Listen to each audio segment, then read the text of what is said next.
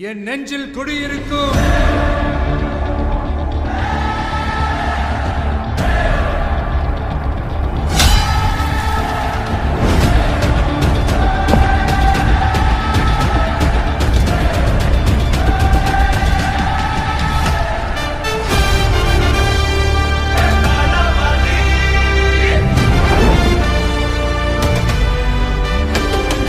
எல்லாரும் சாப்பிட்டீங்களா?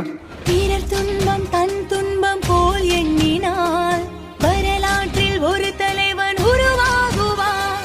பிரித்தாலும் புதைத்தாலும் அழியாமலே வருங்காலம் பேர் சொல்ல உரமாகுவான்.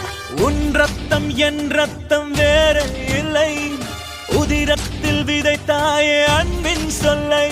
தலைவா தலைவா